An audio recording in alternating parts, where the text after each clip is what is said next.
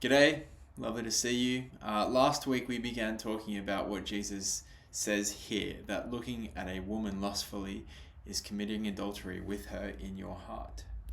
Which is shocking, really, or at least I've noticed it's shocking when talking to high school boys about it. Jesus is calling out a behavior that is so common here that it feels like he might as well be saying, anyone who eats lunch is sinning. And yet, because Jesus' idea of righteousness relates to treating everyone rightly, what Jesus is saying here actually makes a lot of sense. Because in lustfully looking at a woman, you are not treating her as she deserves to be treated. You are objectifying her. You're not treating her rightly. It's not righteous, it's unrighteous. Now, in the second half of this small section, Jesus talks about the kinds of drastic measures that should be taken in order to avoid this kind of lust. So here we go from memory again, the whole section, 27 to 30, and then we're going to talk about the bit today, gouging out your eyes and cutting off your hand. So here we go. You have heard that it was said to the people, you shall not commit adultery.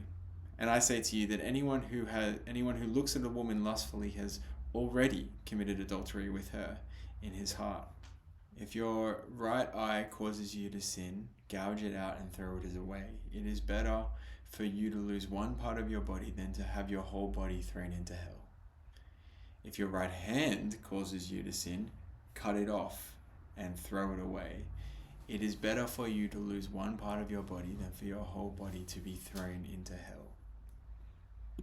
Now, the first thing to say is that what Jesus is talking about here is not to be taken literally, despite the fact that people in church history have taken this literally and they have amputated parts of their body. Famously, Origen in the 3rd century, he made himself a eunuch based on this teaching. But what Jesus is saying here is clearly hyperbole. He's exaggerating to make his point that drastic measures are worth taking in order to avoid the kind of life that is stuck on objectifying women. Now, why does he choose these two body parts, the hand and the eye? Well, on one level, the answer might seem obvious. When it comes to lust, he comments about the eye and the hand. I'll leave you to fill in the blanks there. But on another level, the eye and the hand are parts of the body that are often associated with temptation to sin. So think about Garden of Eden, Eve there. She sees the fruit is good for food and desirable for gaining wisdom. And so she reaches out and takes some.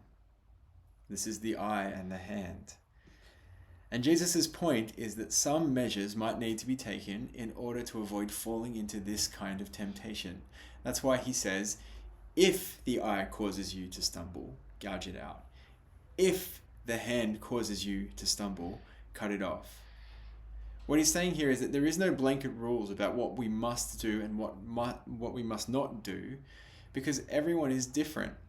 And what might trigger one person to lust, it might not be triggering for another person to lust. And so he says, if these things are causing you to lust, then you should get rid of them in your life. So let me give you a couple of examples. If you know that you will be lustful, for example, if you go down to the pub, then Jesus is saying, do not go to the pub.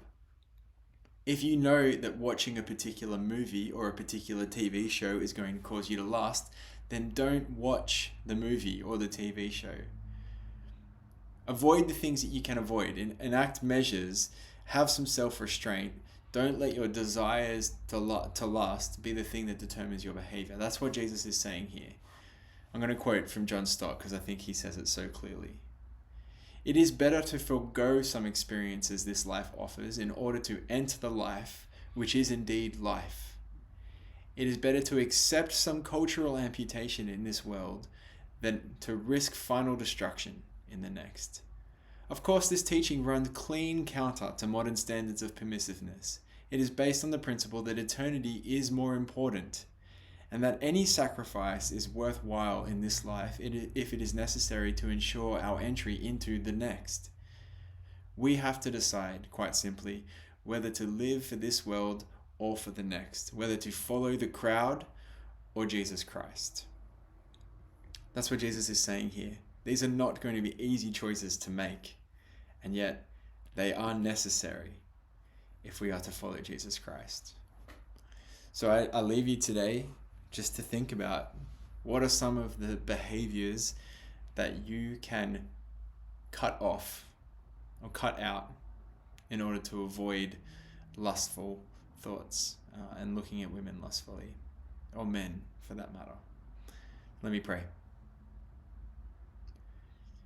Lord, I just pray that you would give us clarity and objectivity about the behaviors and the attitudes and the places and the people that are necessary amputations from our lives, so that we can live according to this righteousness, so that we would pursue it and see it as worthwhile and good for the life that is life indeed.